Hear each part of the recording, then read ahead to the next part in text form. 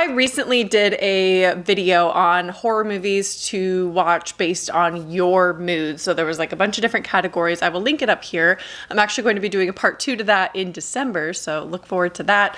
But I had an overwhelming response to the category that I chose when you're not in the mood for any gore. Like you don't want gory horror movies, and everyone requested a full list of horror movies that don't contain any or very minimal gore. So that's what we're gonna do today. And I will promise you that not all of these movies are supernatural movies. Obviously, ghosty, paranormal movies are typically the ones you think of when you think of no gore, but I guarantee some on this list are genuinely still disturbing.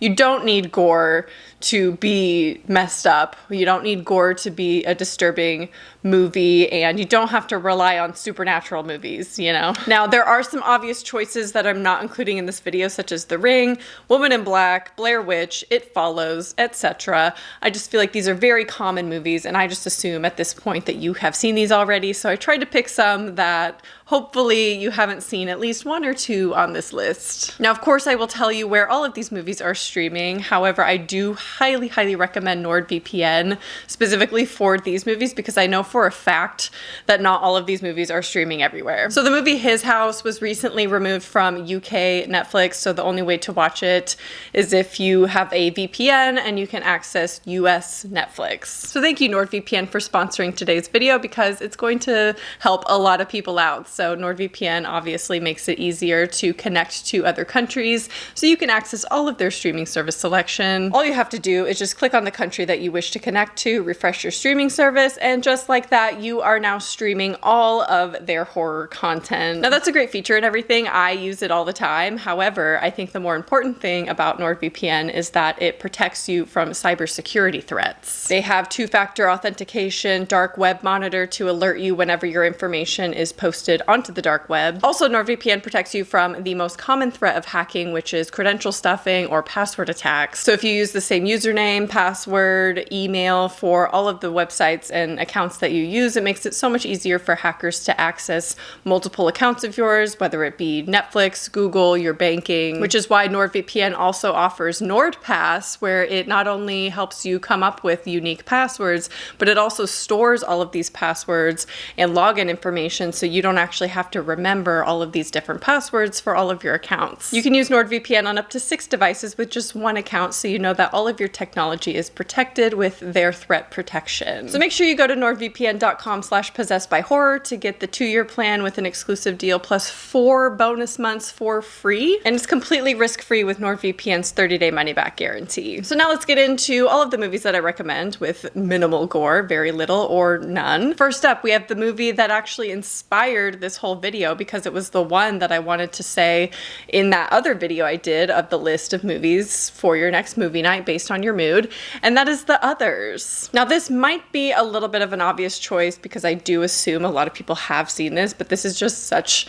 an iconic no gore movie that I had to include it in my list. Now it is loosely based on The Turn of the Screw, which I actually didn't even know before doing this video. This follows a woman who lives in her darkened old family house with her 2 photosensitive children, and they become convinced that the home is haunted. But this one specifically, there's something about it that is just so unique and so original to me, and it's just so well done, and it still holds up, and the ambiance and the atmosphere of this is so stunning. So if you want like a gothic, atmospheric, mild horror movie with some really haunting imagery and great performances, then The Others is for you. Next up, we have Funny Games from 1997. However, I am including also the remake with Naomi Watts in this video as well. So Funny Games, whether it be the original or the remake, they're both fantastic and both done by the same director. So now this one is an incredibly disturbing movie,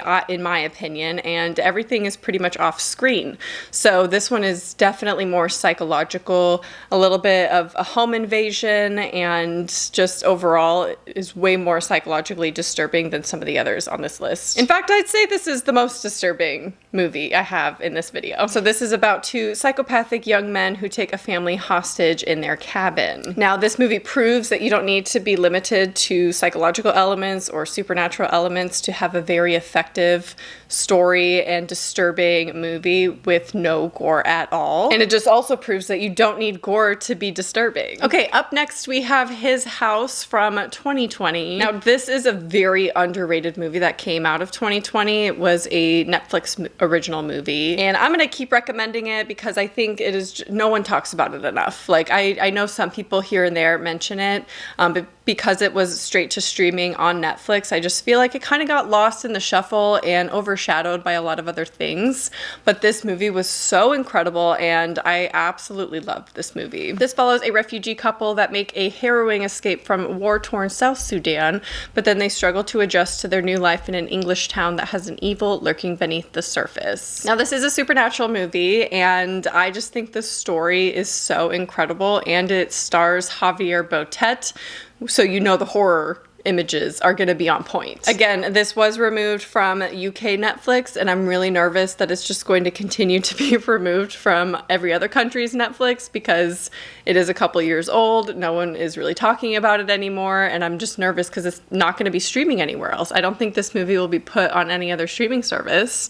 I don't even know if it had a DVD release, so I think it's really going to be one that's taken out eventually, and we're not going to be able to have access to it. So definitely watch His House while you still can. Okay, next up we have a thriller movie. So some of these, I will say, lean a little bit more psychological thriller than true horror. So this next one is called The Rental. Now, this is another one that I think really went under the radar, and it is like on the slower side of things. So I don't think this movie's for everyone. I don't think everyone's going to like this, especially going in expecting like horror and things like that. So just want to prepare you, psychological thriller. But once the tension does get going, I think it gets really good. Now, this is a directorial debut from James Franco, but I really enjoyed the vision in this, and the story was definitely effective for me. This follows two couples that rent a vacation home for what should be a celebratory weekend getaway. I will say this movie is a little bit predictable, and it's definitely not my favorite movie in this video. I'm not going to sit here and say it's the best one in this list, but I definitely think it's worth a watch if you're craving something a little bit more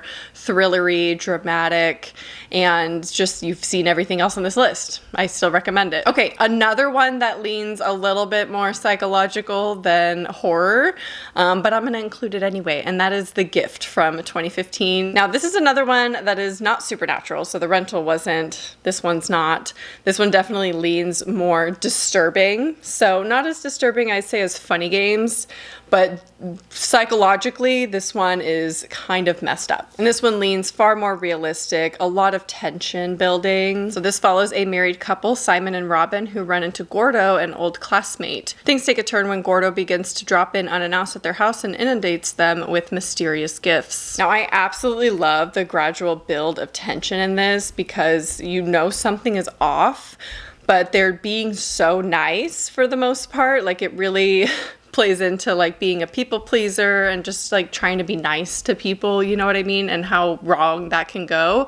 So if you were a fan of Speak No Evil from this year, I highly recommend this one, or vice versa. You know, if you like The Gift, then you would like Speak No Evil because it has similar qualities, and like you're just trying to be nice, but you let things get pushed a little bit too far. Next, we have The Orphanage. This one is kind of reminds me of the others in the sense that they have similar horror elements. However, I will say The Orphanage is much less scary. So this one, I don't really find it horrifying in any sense. I find it more dramatic and more on like the drama side, and it's very story driven. A woman brings her family back to her childhood home, which used to be an orphanage for handicapped children.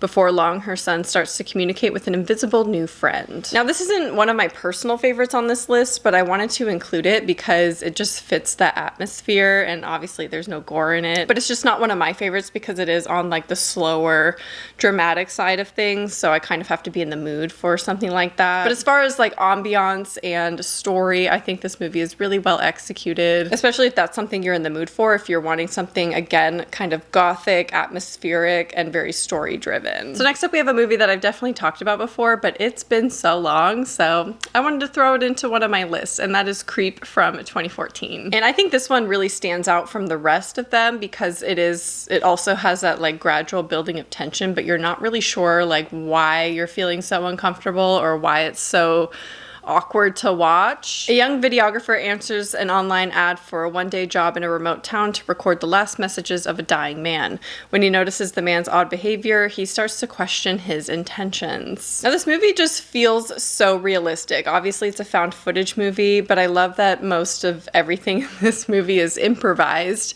and the creators initially went in trying to make a comedy, like a black comedy, and ended up changing it completely and changing up the ending to make it the horror film that we know today. So on one hand, it is very unsettling to watch, but there's a lot of humor going on in it as well. And just a great gradual buildup of tension. Like, you want gradual build? This just gets weird. It gets weird fast, and yeah, it's realistic. It's not, you know, ghosty. Next up, we have The Night House. I think this is the most modern movie on this list. A widow begins to uncover her recently deceased husband's disturbing secrets. Again, this is one that is very story-driven. I love a Rebecca Hall movie for this kind of list. I think she does no gore movies pretty well. She does a lot of psychological thrillers, and The Night House is no exception. That one, fantastic. And this isn't a movie that you just like pop on in the background. There's a lot of story, a lot of character development, so you definitely want to be paying attention mostly to this. But the horror elements are really there, and overall I just think it's a really like shocking ride of a movie. But like some of the others, I feel like this does focus more on these psychological elements. She's obviously grieving the loss of her husband, finding out secrets about him after he has died, so there's a lot of drama and story there, and it focuses more on that than like the actual true horror elements. So the horror kind of takes a back seat, and obviously it doesn't need any brutal gore or anything like that. There's like some images here and there that are disturbing and maybe, I don't want to say graphic, but it's definitely not like gory throughout the movie or anything like that. Similarly to this next movie that does have like a brief moment where it might be, I mean, there is a little bit of gore, just like a little bit, but again, I don't think it's enough to categorize this movie as a gory movie or not fit into the category of no gore. And that is 10 Cloverfield Lane from 2016. Now, you don't have to have seen the original Cloverfield in order to watch this one. The first one's obviously a found footage movie, very different story, different actors, just everything could not be more different. In fact, I don't think they went into making 10 Cloverfield Lane anticipating it to be a Cloverfield movie at all. I think it was slapped on at the end, just like they did with Paradox. It was not intentionally made or, you know, in the beginning to be a Cloverfield movie, and then they just kind of, you know, pushed it into the franchise, I guess. So because it's not a true sequel, you don't have to have seen any of the other Cloverfield movies to enjoy this one.